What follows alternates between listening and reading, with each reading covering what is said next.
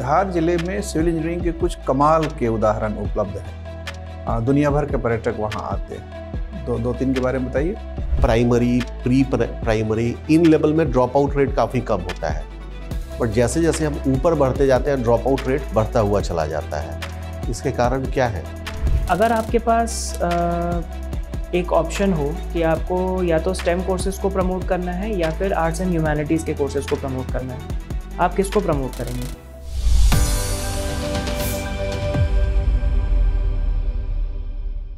Name, sir. Come in. Good morning, sir. Good morning. Have your seat. Comfortable? Kamal Mandloi. Okay. Your preferred medium is Hindi or English? Sir Hindi. Hindi में बातचीत करेंगे। ठीक है, अपना बारे में कुछ बताइए। हाँ सर, मेरा नाम कमल मंडलोई है। मैं धार जिले का रहने वाला हूँ। सर मैंने अपना graduation Madhav institute of technology and science Gwalior से वर्ष 2019 में कंप्लीट किया है। उसके बाद सर मैं सिविल सेवा की तैयारी कर रहा था। फिर 2020 की मध्य प्रदेश लोक सेवा आयोग की परीक्षा में सर मेरा चयन assistant director school education department पे हुआ। सर अभी मेरी पोस्टिंग सावेर ब्लॉक में इंदौर में ही है as a block education officer. Sir मेरी हॉबीज़ पर्यटन है। शिक्षा विभाग में आप लगे हुए हैं। ठीक है, आप सिविल इंजीनियर हैं, आपने कौशल हासिल किया है सिविल इंजीनियरिंग का और आप धार जिले के रहने वाले हैं। धार जिले में सिविल इंजीनियरिंग के कुछ कमाल के उदाहरण उपलब्ध हैं। दुनिया भर के पर्यटक वहाँ आते हैं। दो तीन के बारे में बताइए। सर ऐतिहासिक रूप से देखें तो राजा भोज से लगा के मुगल कालीन सल्तनत तक बहुत सारे ऐसे शासक रहे जिन्होंने बहुत सारे ऐसे भवनों का ऐतिहासिक स्थलों का निर्माण किया। जैसे हम मांडू में देखते हैं जहाज महल, रानी रूपमती महल, बाज बहादुर महल। वहीं अगर हम धार में प्रॉपर देखें तो भोजशाला है। ऐसे विवादित मुद्दा भी हो मतलब कमाल मोला मस्जिद भी कहते हैं उसको। इसके अलावा खरबूजा महल है। तो बाग केव्स हैं धार में। तो एक सिविल इंजीनियर की नज़र से बताइए उसकी विशेषता क्या है, उसके डिज़ाइन में क्या विशेषता है? सर मांडू में पठान स्कूल जो है वो मालवा आर्किटेक्चर बेस्ड है। इसमें मैस्कुलिनिटी और स्पेशियसनेस पे जोर दिया गया है। यानी जितनी भी बिल्डिंग्स हैं वो काफ़ी विविध है, उनका जो शेप साइज़ है वो काफ़ी बड़ा है। उसके अलावा आर्किटेक्चर हम देखें तो गुंबद में प्लेन स्टाइल है और जो उसके ट्रू आर्चेस हैं। सर पिलर्स का जो उपयोग किया गया है स्टोन बेस्ड है, सब चीज़ें रेड स्टोन के ऊपर बेस्ड है। ये सब चीज़ें हैं। अफगानिस्तान के ये लोग थे जो यहाँ आए, उन्होंने शासन अपना स्थापित किया। बस आपको पता है अफगानिस्तान में साइबेरिया की हवाएं सीधे आती हैं, कोई हिमालय पहाड़ रोकने वाला तो वहाँ है नहीं। इसलिए उत्तरी अफगानिस्तान में बहुत तेज़ सर्दी पड़ती है। यहाँ आने के बाद आपको पता ही है कि ये कर्क रेखा के आसपास का इलाका है, गर्म जलवायु वाला इलाका है। इस गर्म जलवायु में शीत क्षेत्र के लोगों को अपने जीवन शैली ढालना था, तो आर्किटेक्चर में उन्होंने ऐसा क्या किया ताकि उससे इस गर्मी से बचा जा सके? सर एक जो सबसे महत्वपूर्ण चीज़ उन्होंने की है कि नहर झरोखा हम पढ़ते हैं, जो जालियों का उन्होंने शेप दिया है वो छोटे छोटे छिद्र के माध्यम से। ठीक है, मैं समझ गया। उन्होंने इसलिए जालीदार जंगलों का या खिड़कियों का उपयोग बहुत व्यापक तौर पे किया। इसके अलावा सर जो बिल्डिंग्स की दीवारें जो है वो बहुत मोटी है ताकि वो धूप को जो है वो एब्जॉर्ब, ठीक है, ताकि हीट का एब्जॉर्प्शन हो, हाँ, इंसुलेशन हो जाए उससे। ठीक है। और सर हाइट मैनेजमेंट द्वारा भी क्या हम टेम्परेचर को मैनेज कर सकते हैं? यस सर, हाइट मैनेजमेंट जितनी भी बिल्डिंग्स बनी हैं सर उनका जो साइज़ है, जो है हाइट है वो काफ़ी ज़्यादा है, तो हीट एब्जॉर्ब इंसुलेशन होता है। ठीक है। और इसके अलावा सर पानी एक महत्वपूर्ण साधन रहा है। जैसे कि हम जहाज में पढ़ते तो उसके दोनों तरफ कपूर और मुंज तालाब है, तो वो काफ़ी वातावरण को कूल करने में सहायक है। ठीक है, कूलेंट का इस्तेमाल भी उन्होंने किया। ऊंची हाइट के लिए आखिर सिविल इंजीनियरिंग के ऐसे कौन सी तकनीक का इस्तेमाल किया उन्होंने? क्योंकि परंपरागत रूप से जो भारतीय भवन थे और उसमें भी ऊंचे भवन थे, जैसे मंदिरों के गुंबद या गोपुरम बहुत ऊंचे होते हैं। तो ये जो भवन निर्माण शैली नज़र आती है, इसमें ऊंचाई हासिल करने के लिए क्या किया, कौन सी तकनीक इस्तेमाल की? सर स्पेसिफिकली मैं मांडू के बारे में तो नहीं बता पाऊँगा, लेकिन एक साउथ इंडिया में हम एक मंदिर के बारे में पढ़ते हैं जिसमें बहुत एक विशाल पत्थर जो स्पीयर के आकार का है, वो मंदिर के ऊपर जब ले जाया गया था तो उसमें हाथियों की मदद ली गई थी खींचने के लिए। तो उतनी ऊंचाई पर वो बेलनाकार पत्थर पहुंचाए कैसे जाते थे? सर उसके लिए एक स्लोप बनाया गया था लकड़ी के द्वारा। ठीक है, प्लेटफॉर्म तैयार किया गया था। ठीक है। आपका नाम कैलाश है? Sir Kamal Mandloi, father's name is अच्छा, आपका नाम कमल है, सॉरी, आपके पिताजी का नाम कैलाश है, ठीक है। तो ये बताएं कि कैलाश पर्वत कितना ऊंचा है? एवरेज हाइट तो सर 5,000 6,000 फीट की है 5-6 हज़ार सर, फीट? स्पेसिफिक नहीं बता पाऊंगा आप 5-6 हज़ार फीट है सर। या मीटर है? सर इट्स मीटर, सॉरी अच्छा, मीटर। एवरेस्ट की ऊंचाई कितनी है सर, स्पेसिफिक डाटा तो अभी मैं लगभग? सर 8,000 8,000 मीटर से ज़्यादा ही है, ठीक है। ये बताएं कि क्या मध्य प्रदेश से कोई महिला एवरेस्ट पर चढ़ने में कामयाब हुई है? मुस्कान मतलब कोई महिला है जो, हाँ सर, क्या कोई पुरुष भी एवरेस्ट पर पहुंचे हैं मध्य प्रदेश के रहने वाले? Sorry sir. इसके बारे में जानकारी नहीं, ठीक है। कमल जी, जैसे कमल पुष्प के तौर पर हिंदू और बौद्ध मान्यताओं में एक महान प्रतीक चिन्ह के तौर पर माना जाता है। सर, कुछ बता सकते हैं कि कमल का मतलब क्या है? कमल प्रतीक का मतलब क्या होता है सर हिंदू और बौद्ध मान्यताओं में? सर कमल का अगर अर्थ देखें तो वो पूर्णता और उत्कृष्टता से संबंधित है। इसमें हम गुड फॉर्चून भी मानते हैं कमल के पुष्प को। और सर अगर हम हिंदू देवी देवताओं को देखें तो सर जैसे कि विष्णु गॉड जो हैं उनके हाथ में भी पुष्प है, माता लक्ष्मी के हाथ में, माता सरस्वती के हाथ में, एवं माँ नर्मदा भी जो पुष्प पे ही विराजमान है। और अगर बौद्ध संप्रदाय से देखें तो सर जब माँ गौतमी जो कि बौद्ध गुरु के माता हैं, उन्होंने अपने स्वप्न में सर कमल का फूल ही देखा था, एक हाथी और इसके अलावा। ठीक है। आप धार से भी हैं। सर धार जाना जाता है मध्य प्रदेश के इंडस्ट्रियल बेस के तौर पर, ठीक। कौन कौन सी इंडस्ट्री डेवलप्ड है धार में?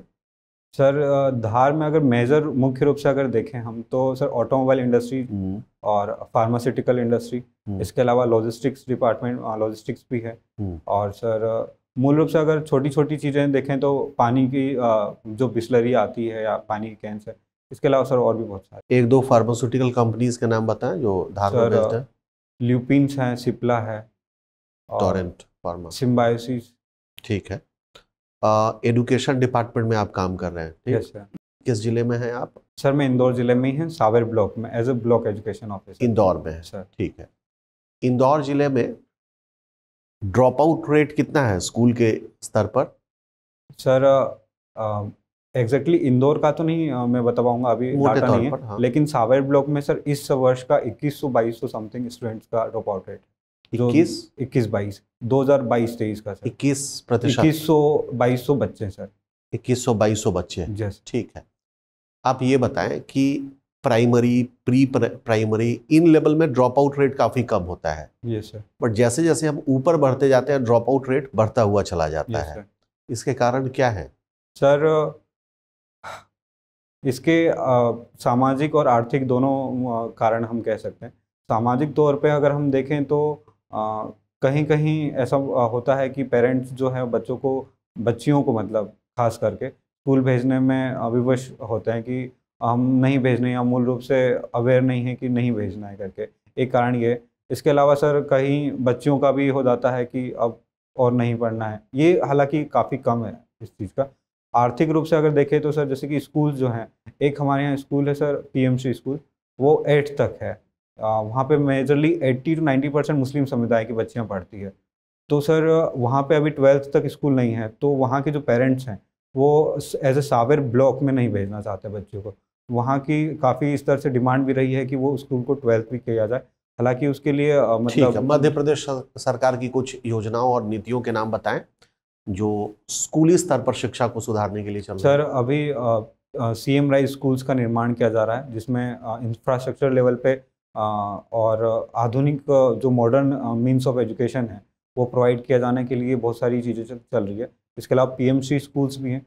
इसके अलावा सर हम योजनाओं को देखें तो छात्रवृत्ति सर 10th 12th और 6th to 9th में भी छात्रवृत्ति दी जाती है। ठीक है। अक्सर देखा गया है कि मध्य प्रदेश की जो साक्षरता दर है वो सबसे खराब राज्यों की श्रेणी में मानी जाती है। अगर आपको ये चार्ज दिया जाता है तो आपकी प्राथमिकताएं क्या होंगी ताकि मध्य प्रदेश के साक्षरता दर को ऊपर बढ़ाए? सर जो ड्रॉप आउट रेट है उसको कम किया जाए। इसके अलावा सर फंक्शनल लिटरेसी का हम इस्तेमाल कर सकते हैं, जिसमें गांव में हम लोगों को लिटरेट करें। और सर इस बच्चों को सर उच्च शिक्षा के लिए भी प्रमोट करें, ताकि वो आगे बढ़ सके। सर अभी हम देखते हैं कि उच्च शिक्षा में बच्चों का जो दर है वो लगभग 50% हो जाता है। सर 12th के बाद में मतलब बच्चे 50% ही उच्च शिक्षा के लिए जा पाते हैं। तो सर अगर हम उसको प्रमोट करेंगे तो हम लिटरेसी नहीं अटेंड कर पाएंगे, स्किल्स भी अटेंड कर पाएंगे। सर एम्प्लॉयमेंट अटेंड मतलब का रोजगार के लिए सहायक होगा। ठीक है, मेरा अंतिम सवाल आपसे है कि आपको टूरिज्म पसंद है, ठीक। मान लीजिए कि आप टूरिज्म के डायरेक्टर के तौर पर नियुक्त होते हैं राज्य सरकार में, और आपको मध्य प्रदेश को रिप्रेजेंट करने का मौका मिल रहा है किसी बड़े फोरम पर, अंतर्राष्ट्रीय फोरम पर। सो मध्य प्रदेश का एक टूरिज्म रोड मैप आप बताएं जो कि आप पेश करना चाहेंगे। सर टूरिज्म में सर दो चीज़ें हैं। अगर ऐतिहासिक तौर पर हम देखें तो हम सर्किट्स डेवलप कर सकते हैं, जैसे कि ग्वालियर, ओरछा, खजुराहो ऐसे। और यहाँ पे अगर हम देखें तो धार, मांडू हो गया, महेश्वर हो गया, ऐसे हम सर्किट्स लिंक करेंगे। क्या नाम देंगे आप इन सर्किट्स के? सर ग्वालियर वाले सर्किट का नाम आप देना चाहेंगे? ग्वालियर के लिए हेरिटेज सर्किट हम कॉल कर सकते हैं। स्पेसिफिकली अगर सर हम जाएंगे तो वहाँ का जो स्पेसिफिक कुछ कल्चर या फिर विशेषता होगी, मैं उसके ऊपर नाम दूंगा। ठीक है, धन्यवाद धन्यवाद। कमल, आप as an assistant director education department में पोस्टेड हैं।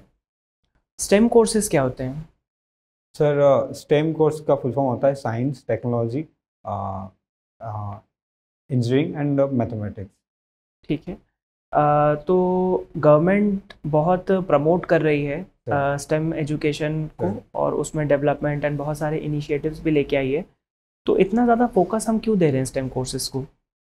सर आज हम ग्लोबलाइजेशन की दिशा में बढ़ रहे हैं, जिसमें इन सभी चीज़ों की जो आवश्यकता है उसके हिसाब से ये बहुत महत्वपूर्ण हो जाता है हमारे लिए। हम साइंस में देखें तो सर हम स्पेस में आगे बढ़ रहे हैं। टेक्नोलॉजी में हम देखें इन्फोसिस, TCS जैसी कंपनियां बहुत आगे बढ़ रही हैं, हम सर्विस प्रोवाइड कर रहे हैं बाहर। इंजीनियरिंग में सर हम बहुत सारे ऐसे मतलब डेवलपमेंट वर्क्स में हम देखें तो ठीक है, कुल मिला के अपॉर्चुनिटीज़ बहुत ज़्यादा हैं और हम उनको इनकैश करना चाहते हैं। ठीक है। अगर आपके पास एक ऑप्शन हो कि आपको या तो स्टेम कोर्सेज को प्रमोट करना है या फिर आर्ट्स एंड ह्यूमैनिटीज़ के कोर्सेज को प्रमोट करना है, आप किसको प्रमोट करेंगे? सर अभी हमारे देश में नई नेशनल एजुकेशन पॉलिसी लॉन्च हुई है, उसमें सर दोनों स्ट्रीम्स के बीच में कोई सेपरेशन को नहीं दिखाया जाना है। ऑप्शन नहीं है आपके पास दोनों को प्रमोट करने का, आपको एक को चुनना है। फंड कंस्ट्रेंट समझ सकते हैं आप उस पद पे हैं जहाँ पे आपको ऐसी सिचुएशन का सामना करना पड़ सकता है कभी भविष्य में। मान लीजिए फंड कंस्ट्रेंट ही है, आपके पास इतने फंड्स ही नहीं है कि आप सारे मोड्स ऑफ एजुकेशन को प्रमोट कर सकें, किसे करेंगे? सर मैं फिर भी एक स्पेसिफिक डिस्ट्रीब्यूशन चाहूँगा कि डिमांड के हिसाब से, ताकि दोनों में मतलब समानताएं हों, ऐसे भिन्नता ना हो। ठीक है। ग्रॉस एनरोलमेंट रेशियो क्या होता है? सर स्कूल में सर 1 to 12th क्लास के लिए टोटल बच्चे जितने रजिस्टर्ड होते हैं, एडमिशन काउंट है, वो ग्रॉस एनरोलमेंट रेशियो है। कहीं आप इसको क्लास स्ट्रेंथ से कंफ्यूज तो नहीं कर रहे हैं? सर ये एडमिशन काउंट है, उसमें अगर बच्चे नहीं आते हैं तो फिर अलग चीज़ हो जाता है। तो ग्रॉस एनरोलमेंट रेशियो तो किसी के रेफरेंस में होगा, रेशियो हमेशा न्यूमरेटर डिनोमिनेटर में होता है। खैर छोड़िए, ये बताइए मध्य प्रदेश का कितना है gross enrolment ratio? Sorry sir, national average? Sorry sir. ठीक है। PM जनमन आवास योजना के बारे में पढ़ा है आपने? PM जनधन जनमन आवास योजना? सॉरी सर, नहीं है जानकारी, कोई बात नहीं। जनधन का आपने जिक्र किया, क्या है जनधन?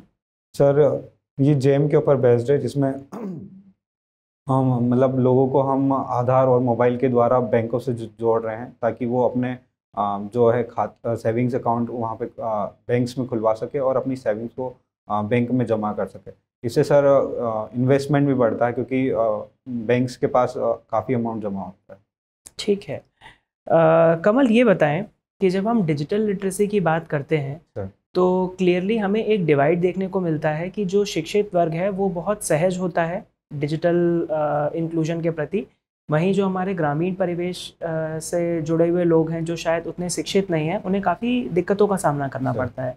तो आपको लगता है कि डिजिटल इंफ्रास्ट्रक्चर को प्रमोट करके हम इस समाज में जो डिवाइड एग्जिस्टिंग है उसको और बढ़ा रहे हैं? सॉरी सर, डिवाइड को हम कम करने के लिए डिजिटल इंफ्रास्ट्रक्चर को बढ़ा रहे हैं। मेरे हिसाब से हम आरबीआई भी बहुत सारी ऐसी स्कीम चलाता है जिसमें डिजिटल लिटरेसी को बढ़ावा दिया जाए। सर हम डिवाइड को बता कम दीजिए करने की कुछ कोशिश स्कीम्स कर के रहे हैं। नाम। सर एग्जैक्टली वो स्कीम अभी याद नहीं है मुझे। गवर्नमेंट की कोई इनिशिएटिव या कोई स्कीम जो डिजिटल सर लिटरेसी को प्रमोट पीएमजी करती हो? दिशा जैसे योजना है, डिजिटल साक्षरता अभियान है, तो उसमें डिजिटल लिटरेसी को प्रमोट किया जाता है। ठीक है, मेरा अंतिम प्रश्न आपसे, शोध गंगा क्या है? सॉरी। ठीक। कमल, 21 अप्रैल आपका जन्मदिन है। 21 अप्रैल को एक खास दिवस के रूप में भारत मनाया जाता है। कौन सा दिवस? सर सिविल सर्विसेज डे मनाया जाता है। क्यों सिविल सर्विसेज डे 21 अप्रैल को क्यों मनाते हैं? सरदार वल्लभ भाई पटेल जो कि भारत के लौह पुरुष के रूप में जाने जाते हैं, तो सर भारत का जब इंडिपेंडेंस मतलब स्वतंत्रता हासिल की थी, उसके बाद से ही सर ये चर्चा थी कि जो इंडियन एडमिनिस्ट्रेटिव सर्विसेज है उसको कंटिन्यू किया जाए या नहीं। तो सर उन्होंने इस पे काफ़ी जोर दे के भारत के विकास में इसको काफ़ी सहायक बताया था, और सर इसीलिए उन्हीं के आह्वान पे इस चीज़ को कंटिन्यू किया गया था, और सर इसीलिए 21 अप्रैल को एक सिविल सर्विसेज डे मनाया आप ठीक कह रहे हैं, लेकिन फिर 21 अप्रैल का दिन कैसे कैसे चुना गया? सर वो एग्जैक्टली डेट मुझे रिकॉल नहीं कर पा रहा हूँ। अच्छा, ध्यान। ठीक है। उन्होंने प्रशिक्षुओं को संबोधित किया था 21 हाँ अप्रैल, first batch of Indian institute, इसलिए उसको यादगार बनाया गया। ठीक है, ये बताइए कि एम्प्लॉयमेंट एक्सचेंज क्या होता है? एम्प्लॉयमेंट एक्सचेंज क्या होता है? सर रोजगार मेला की बात करें आप? नहीं, एम्प्लॉयमेंट एक्सचेंज एक संस्था होती है, वो क्या होती है आप बताइए। आपके सरकार सर। की मध्य प्रदेश में कितने एम्प्लॉयमेंट एक्सचेंज हैं? सरकार चलाती है, कार्यालय होता है सॉरी सर अभी नहीं। जहाँ पर कि कोई भी व्यक्ति जिसको रोजगार चाहिए वो अपना पंजीकरण करा सकता है अप्लाई करके। Sorry sir. ये नहीं पता, ठीक है। ये बताएं कि मध्य प्रदेश के सरकार को जो कर राजस्व प्राप्त होता है सर। उसको मुख्य तौर पे दो भागों में बांटते हैं, सर। राज्य का अपना कर राजस्व और केंद्रीय करों में राज्य की हिस्सेदारी। सर। तो ये बताएं कि इन दोनों में ज़्यादा रकम किससे प्राप्त होती है? राज्य को अपने कर राजस्व ज़्यादा मिलते हैं या केंद्रीय करों में हिस्सेदारी ज़्यादा मिलती है? सर केंद्रीय कर में हिस्सेदारी ज़्यादा मिलती है। आपने कब पढ़ा था ये? सर मतलब ये आज से 5-6 साल पहले तो सत्य था, लेकिन अब वो सत्य बदल गया है। सर नॉर्मली आर्टिकल्स का डिवीज़न के टाइम में पढ़ा था सर, अभी तो काफ़ी समय 19-20 तक ये बात सच, लेकिन उसके बाद परिवर्तन हुआ है। ठीक है, राज्य के जो अपने कर हैं उनमें कौन कौन से कर आते हैं? सर स्टेट का वेट टैक्स लगता है, और लिकर के ऊपर टैक्स जो है वो गवर्नमेंट करती है। इसके अलावा सर तो लिकर के ऊपर जो टैक्स लगता है उसका क्या नाम है? Excise tax. उत्पाद शुल्क है, उस पर विक्रय कर भी लगता है। Yes sir. Sales tax. Sale tax वो भी लगता है सर। और कौन कौन सा कर है? सर इसके अलावा लोकल बॉडीज़ भी जनरेट करती है सर, जैसे नगर पालिका निगम हो गया। ठीक है, तो आपने व्यवस्थित रूप से लगता है मध्य प्रदेश सरकार जो आर्थिक सर्वेक्षण प्रकाशित करती है उसको अध्ययन नहीं किया है या बजट दस्तावेज नहीं पढ़ा है। सर ये बताएं कि बजट किसने पेश किया था? पिछला बजट सॉरी सर वित्त मंत्री ने पेश किया होगा, मतलब वित्त मंत्री का नाम बता दीजिए।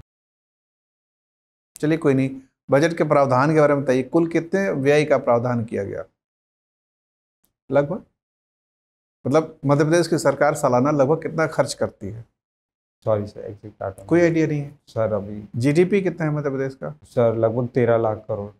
13 लाख करोड़ है। तो अब उससे अंदाजा लगाइए कि अगर 13 लाख करोड़ जीडीपी है तो सरकार लगभग कितना खर्च करती होगी? उससे ज़्यादा तो नहीं खर्च कर पाती होगी? सर उससे ज़्यादा खर्च हो जाता है। उससे ज़्यादा हो जाता है जीडीपी से? ऐसा कैसे होगा? सर इसलिए बाहरी संस्थाओं से जैसे बैंक्स हो गया, फॉरेन कंट्री से लोन लिया जाता है। अच्छा ठीक है, एक मेरा अंतिम प्रश्न है।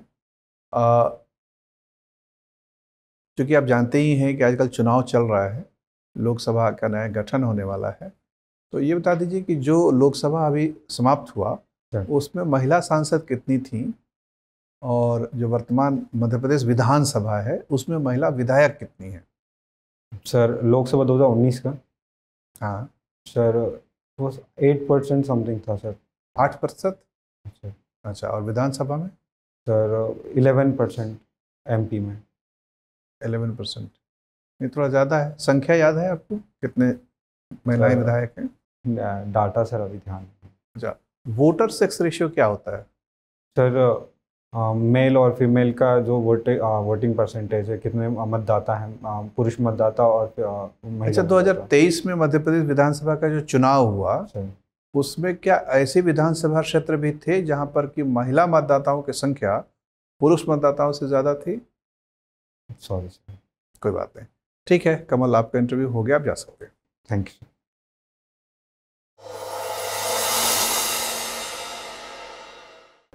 सर आइए बैठिए कमल। Thank you sir. पिछली बार इंटरव्यू में कितने अंक मिले थे? सर 115। 115 मिले थे। तो कुछ लोगों को तो 165 66 भी मिल गए थे। सर तो ये फासला जो 50 नंबर के आसपास का है, ये क्यों रह गया? सर कुछ क्वेश्चन सिविल से थे, इंस्टीट्यूशन का ईयर पूछा गया था। सर वो मुझे एकदम सर जैसे रिकॉल नहीं कर पा रहा था मैं। और कुछ पॉलिटिकल क्वेश्चन थे एक दो, उनका मैं ठीक से आंसर नहीं कर पाया था मुझे। अच्छा, तो फैक्चुअल क्वेश्चंस ज़्यादातर वो था जिसमें आप आंसर नहीं हाँ। कर पाए। ठीक है, तो इस बार आपको परफॉर्मेंस, चूँकि अब आपको इम्प्रूवमेंट करना है। आप ऑलरेडी असिस्टेंट डायरेक्टर शिक्षा विभाग में हैं, अब उसके समानांतर और उसके नीचे वाला तो आपको पोस्ट चाहिए नहीं। तो नंबर आपको कम से कम 140-50 आएगा, तभी आपको जाके मतलब का चीज़ हासिल हो जाएगा और आप इस चक्र से बाहर आ जाएंगे, निर्माण मिल जाएगा। तो इसके लिए थोड़ा सा मेहनत कर लीजिए। आपका इंटरव्यू का डेट है 9 मई, वक्त है आपके पास सर। ठीक है। जो लीडिंग फैक्ट्स होते हैं किसी भी राज्य के बारे में, जो सामान्य जानकारियां होती हैं, और वो आप एक सिलसिलेवार तरीके से करिएगा। मुझे लगता है 10-12 दिन आपके पास, 13 दिन वक्त है, हो जाएगा। जैसे कि एक अपना पेज बनाइए मध्य प्रदेश की इकोनॉमी, ठीक है, वेबसाइट पे जाइए, इकोनॉमिक सर्वे देखिए। इकोनॉमिक सर्वे का पहला अध्याय खोलिए, उसमें जो भी मोटी मोटी बात है, GDP, per capita income, growth rate, चालू कीमत पर, स्थिर कीमत पर, ये सब नोट कर लीजिए एक सामान्य तौर पर। और फिर उसमें कृषि उद्योग सेवा की हिस्सेदारी क्या क्या है प्रतिशत में देख लीजिए। रोजगार के बारे में उसी में जिक्र है, ठीक है। एम्प्लॉयमेंट एक्सचेंज 52 है। एम्प्लॉयमेंट एक्सचेंज सरकारी कार्यालय होता है, जिसमें कि चयन पदाधिकारी का होता है, जिसमें कि कोई भी व्यक्ति अपना पंजीकरण करा सकता है। जब भी वैकेंसी निकलती है तो उनको खबर दी जाती है कि ये सब चीज़ें, बहरहाल तो वो सब आंकड़े उपलब्ध हैं वहाँ पर। उसी में फिर चूँकि आपको वेतन मिलता है वित्त मंत्रालय से, राज्य के खजाने से, तो खजाने में पैसे आते किधर से हैं, ये जिज्ञासा एक सामान्य होनी चाहिए। तो वही निकालेंगे तो सरकार का बजट स्पीच निकालेंगे, उसमें कितना, आधा पौन घंटा लगेगा एक बार। लेकिन आपको तय करना पड़ेगा कि मुझे ये जानना है कि कौन कौन से प्रमुख कर हैं। जैसे जीएसटी है, इसके अलावा विक्रय कर है और व्यापार कर है, अपना और स्टाम्प शुल्क और रजिस्ट्रेशन वगैरह है। ये सब करीने से दिया हुआ है, 6-7-8 करों का नाम लिखा हुआ है, और क्रम से उसका एक बार ध्यान कर लीजिएगा, हो जाएगा। तो मुझे लगता है 3-4 घंटा अगर आप इन्वेस्ट कर दीजिएगा तो इकोनॉमी ज़्यादातर जो मोटे मोटी जानकारियाँ हैं वो हो जाएंगी, जो कि जिसमें आपके इंडस्ट्री, जो धार इंडस्ट्रियल बेल्ट है, वो सब भी आ जाएगा। दूसरा अपना आता है कि चूँकि आप एजुकेशन डिपार्टमेंट में भी पोस्टेड हैं, तो एजुकेशन से संबंधित भारत सरकार के और राज्य सरकार के, जैसे नई एजुकेशन पॉलिसी तो आपसे पूछ सकते हैं, वो उनको पूरा हक है, ज़्यादा गुंजाइश से पूछेंगे। नई एजुकेशन पॉलिसी में नया क्या है और आपको उसमें कौन सी चीज़ ज़्यादा आकर्षित करती है, अपनी व्यक्तिगत राय भी एक रखनी चाहिए। तो एक वो मुझे लगता है 2 घंटा 2.5 घंटा खाली नई एजुकेशन पॉलिसी में आपको लगा देना चाहिए, ठीक है। फिर जो बेसिक कॉन्सेप्ट्स हैं वो बेसिक कॉन्सेप्ट उसी में दिए रहते हैं या सेंसस में दिया रहता है। सेंसस का रिपोर्ट पढ़िएगा, हर जिले का एक सेंसस रिपोर्ट होता है, उसको देखिएगा तो उसमें सारे बेसिक कॉन्सेप्ट्स रहते हैं, जिसमें ग्रॉस एनरोलमेंट रेशियो। अब ग्रॉस एनरोलमेंट रेशियो का फॉर्मूला है primary enrolment ratio plus secondary enrolment ratio plus tertiary enrolment ratio. आपने ठीक कहा कि प्राइमरी सेकेंडरी टर्सरी मिला के 1 से 12 हो गया, लेकिन उसका न्यूमरेटर में होता है कि कितने बच्चों ने पंजीकरण करा रखा है, डिनोमिनेटर में नीचे लिखा जाता है कि उस आयु वर्ग में कुल बच्चे हैं कितने। तभी तो रेशियो निकलेगा। तो इसमें थोड़ा सा, आप चूँकि आप एक सम्मानित पद पे हैं, तो जब आपसे इंटरव्यू बोर्ड के सदस्य पूछें तो वो सूत्र बताइए कि sir primary secondary tertiary enrolment ratios का ये योग होता है, और प्रत्येक रेशियो जो निकलता है वो उस आयु वर्ग में उपलब्ध बच्चों के सापेक्ष जो पंजीकृत बच्चे हैं या इनरोल्ड बच्चे हैं उनका अनुपात है। ठीक, तो इस तरह से क्लैरिटी के साथ बोलिएगा ना तो अच्छा इंप्रेशन पड़ेगा। फिर वो 115 से 140 की दिशा में आपकी यात्रा अंकों की आसान हो जाएगी। उसके लिए यही बस करना है। ठीक है, और ये ठीक है, आपने 21 अप्रैल ठीक याद रखा था, लेकिन जैसे कोई भी चीज़ जब जानने का प्रयास करें तो उसको थोड़ा सा मुकम्मल तरीके से उसकी पूर्णता में जानने की कोशिश करें। सर वो चीज़ें लिख रखी वो मैंने रिवाइज नहीं किया था। हाँ, तो इसलिए आपको मैं ध्यान दिला रहा हूँ कि किन किन चीज़ों पे ध्यान जा रहा है। अब जैसे आपका नाम कमल है, पिताजी का नाम कैलाश है, ठीक है। अब कैलाश के साथ मानसरोवर शब्द अपने आप आता है, कैलाश मानसरोवर, मानसरोवर में कमल तो वो अपने आप वो जो पौराणिक जो कथा चित्र है वो दिमाग में कौंधता है, तो एक सदस्य का ध्यान उधर जाएगा तो उधर सवाल पूछ सकते हैं। तो मानसरोवर कहाँ है, किस देश में स्थित है, भारत में है, नेपाल में है, चीन में है। कैलाश पर्वत कहाँ है, एवरेस्ट किस देश में है, ये सब। अब एवरेस्ट की बात या कैलाश की बात आएगी तो फिर मध्य प्रदेश से कोई एवरेस्ट पे चढ़ा है कि नहीं चढ़ा है, पुरुष महिला ये सब आ सकता है। तो आपको बायोडेटा से ही प्रेरित प्रश्न है। तो थोड़ा बहुत ये सब भी कि मेरे आइडेंटिटी से, मेरे नाम से, पिताजी के नाम से, मेरे ज़िले से क्या क्या सवाल कौंध सकता है किसी के दिमाग में, वो करके और एक दिन उसमें भी लगा सकते हैं। अब तो ज़्यादा कुछ काम आपके पास है नहीं, पीटी मेंस तो ख़त्म ही हो गया है, और शिक्षा विभाग में आपको कार्यालय तो जाना पड़ता होगा। खैर अभी तो शायद इलेक्शन ड्यूटी भी लगेगी आप लोगों की। सर लगी है। लग गई है? कब है? सर अभी 1 मई से लगभग काम शुरू होगा इस पर, मतदाता सूची संबंधित कार्य। आपके इलाके में कब है वोटिंग? तो 13 मई 13 को है। हाँ, गनीमत है कि 9 को इंटरव्यू निपट जाएगा आपका, नहीं तो बहुत सारे लोगों को ऐसा दिक्कत आ रही है हाँ कि इंटरव्यू से मतलब इंटरव्यू परसों है और आज ड्यूटी लग गई। तो आप भाग्यशाली भी हैं कि आपको वक्त मिल रहा है ठीक ठाक, तो आप टाइम का पूरा इस्तेमाल करिए सर। ठीक है, और कोई जिज्ञासा या प्रश्न है मन में? Sorry sir. ठीक है, बाकी आपको बताना कि आप तो चूँकि इंटरव्यू फेस कर चुके हैं, सेलेक्टेड आदमी हैं, बाकी सब चीज़ें ठीक है, एंट्री ठीक है, बैठने की भंगमा ठीक है, ड्रेस वगैरह अच्छा है, बातचीत करने की शैली ठीक है, मतलब चेहरा में थोड़ा सा प्लेजेंट लुक होना चाहिए, वो सब है। मुस्कुराते हुए आप, स्माइलिंग फेशियल एक्सप्रेशन है, अच्छा है वो सब। थोड़ा नॉलेज वाले पे काम कर लीजिए सर। ठीक है, खासतौर पर अपने शिक्षा विभाग वाला। ठीक है। ठीक है, और कोई प्रश्न? Right. Okay, all the best. Thank you sir.